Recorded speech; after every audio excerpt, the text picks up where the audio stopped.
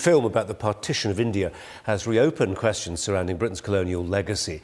Viceroy's House, starring Hugh Bonneville and Gillian Anderson, tells the story of Lord Mountbatten arriving in India in 1947. Here's a clip. 300 million Hindus and Sikhs want a united India. 100 million Muslims do not. You dance with your own kind. My own kind. Have some respect. New nations are rarely born in peace. It's got to be a clean cut. It's a bloody axe cleaving right through people's lives. We're joined by Shashi Tharoor, author of Inglorious Empire, What the British Did to India. Shashi, a very warm welcome to you. Do you think most British people have a grasp of what partition involved? I'm afraid they don't. My book is, of course, about the entire 200 years of colonial rule, when Britain came to one of the richest countries in the world and reduced it over 200 years of plunder into one of the poorest.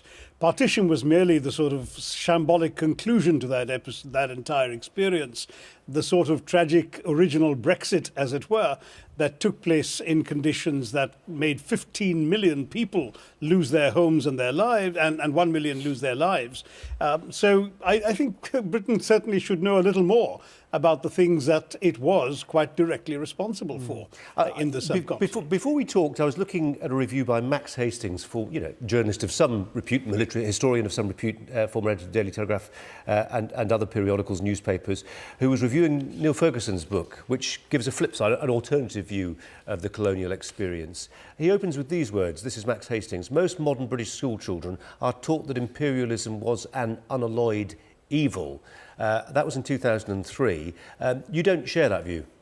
Well, no, because I actually know people who've done A-levels in history and have never learned a line of colonial history. It is not, in fact, something that British school children are taught. Perhaps Mr. Hastings was speaking of a different era, but certainly not in recent years has history about what the British did in their far-flung colonial possessions actually been taught to British school children. Well, you say far-flung possessions, but I mean, yes, famines killed hordes of people in India, but so too in Ireland as well. Absolutely. Absolutely. In fact, British policies on famines, which killed 35 million Indians in totally unnecessary man-made disasters because of British policy, were exactly the policies they pursued in Ireland that led to so many deaths in the Great Potato Blight and led Irish people to flee to America. Indians, of course, didn't have that option. If not the UK, I mean, you talk about the way the British impoverished India over a period of 200 years. Was it not just one of those periods in history when part of the world enjoyed a technological advantage over others? And, nature abhors a vacuum. If the British hadn't poured into the vacuum, then the Russians would have done. That's what the Great Game, as it used to be called, was all about, how the British would block the Russians from getting into India and seizing it. And there is a view, isn't there? You may disagree with it. There is a view that says when it comes to that collection of European powers who were imperially minded, the British were the least worst option. I mean, compared, for instance, to, well, I mentioned the Russians, but oftentimes comparisons are made with the Belgians. This is like saying you prefer being flogged with a whip to being flogged with a cane. I'm sorry, I'd much rather not have been colonised by anybody. But you didn't have an option, Shashi, that's the point. No, the point is, when you talk imbalance, for example, at that time, that the Russians would have done it if we didn't. Technological imbalance. Do you think the richest country in the world couldn't have bought the technology it wanted if it hadn't been subjugated by a foreign power that destroyed the industries it actually had and prevented it from creating its own industries? We missed the bus for the Industrial Revolution, true, but we missed the bus because the British Empire threw us under its wheels. It's as simple as that. We were the world's leading textile producers, the world's leading textile exporters, the world's leading shipbuilding country, the world's leading steel manufacturers. All of these industries were destroyed by the British quite deliberately. And a captive market was created by the British in India to unload their goods on this country. When you paint that picture of what the India that might have been in the wake of the Industrial Revolution, people look at modern-day India and say, well, in a sense, normal service has been resumed. What's the problem? Well, the problem is where we had to start from in 1947. The British left us with 90% of the population living below the poverty line. Did they leave anything good behind? Beg your pardon? Did they leave anything good behind? Well, they left a number of things that were not intended to be for the benefit of Indians, but which, once they were left behind, were transformed by the Indians into benefiting them. Such as, for example, the railways, which have been created in order to extract resources from the Indian hinterland and take them to the ports to be shipped to England for the greater glory of England. But of course, once the British left, we were able to use the railways and continue to do so for the benefit of Indians, and particularly for passenger movement, not for extracting resources. Similarly, with many other British legacies, none of which were actually introduced to India to benefit the Indians, but only to serve as instruments of either British control or British profit. But the point about the British control that you mentioned, it had to work with those who were complicit at the other end. So who's worthy of the greatest blame? Those who collaborated or those who instigated the programme? Well, that's a moral judgment that I'm not prepared to make right now. Obviously, those who come into your house are the ones you have to blame first, rather than, let's say, the ally who let them in through the door, through the back door very often. But the fact is that both are complicit to greater or lesser extent. Every colonial empire had its so-called native informants, its collaborators. Sadly, we saw in the Second World War, even the Nazis found collaborators in some of the democracies they conquered. This is not surprising, sadly. That's human nature.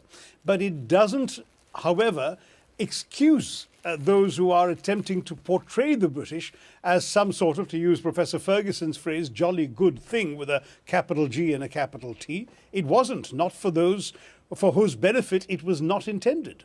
I just want to share with you and our viewers a tweet from over the weekend by Liam Fox, British Secretary of State, who said the United Kingdom is one of the few countries in the EU that does not need to bury its 20th century history. Do you see no difference in the approach taken by different European powers to the colonial enterprise? Because there will be many people who feel there was a difference. Now, I'm not an authority on the other powers, but let me respond briefly to Mr. Fox by saying that if Mr. Fox genuinely believes there's nothing to be ashamed of in British 20th century history, he might want to try the 4.3 million Bengalis who died in a totally unnecessary famine because of Mr. Churchill's deliberate decisions do you want us to allow them to do die. you want us to be ashamed? Is that what you want? You know, I think there is a Britons case to for feel? atonement, and atonement will only come when there is recognition of the wrongs that were done. But those who perpetrated are all dead.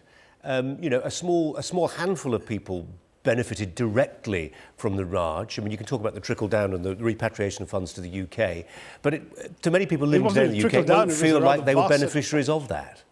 There were vast sums that were sent here, Colin, to the UK, not a trickle. Vast sums in the billions in today's money, perhaps more. Some have calculated even higher sums. But I'm not here to talk money, because I think what's far more important is the moral case. I think what really matters is for Britain to look within and to recognise there's something to be apologetic about. Justin Trudeau, the Prime Minister of Canada, apologised last year on the centenary of an incident in which a ship laden with Indian refugees fleeing the British was turned away from Vancouver port, and pretty much everybody on board came to a grisly end, either on the high seas or subsequently at British hands. And Trudeau, even though the Canadians didn't actually kill anybody themselves, and even though that was also 100 years ago, did apologise.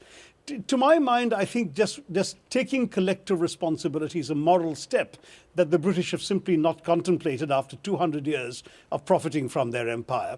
And I think it's sad. We just celebrated the centenary, or commemorated the centenary of the First World War in these last few years. It's still going on, really, till 2018. Do you know that a million Indians fought under arms for the British side? Do you know it was largely Indian soldiers that stopped the German advance at Ypres at the beginning of the war? Do you know that India supplied pack animals, food, clothing, rations, even rail lines ripped out of the ground in India and sent off to aid the war effort? And that the total contribution of Indians in cash and kind is estimated in today's money at about 80 billion pounds sterling? I'm quite sure you don't know that, because the British don't tell you that. It's a great triumph for British arms, but India has been forgotten. I drove past a statue in London to animals that participated in the war. There is no statue to the Indians who've done this for Britain. I think at some point the British really ought to look back at their 200 years, not through the rose-tinted spectacles with which you see these gauzy, romanticized television soap operas about India, but look back at the reality, not just the financial reality, the reality in terms of human lives that were affected and transformed because of the colonial enterprise, and then decide if there is something worth apologizing for. I believe there is. Shashi Tharoor is author of Inglorious Empire, What the British Did to India. Shashi, very good to talk to you. Thanks a lot. Thank you, Colin.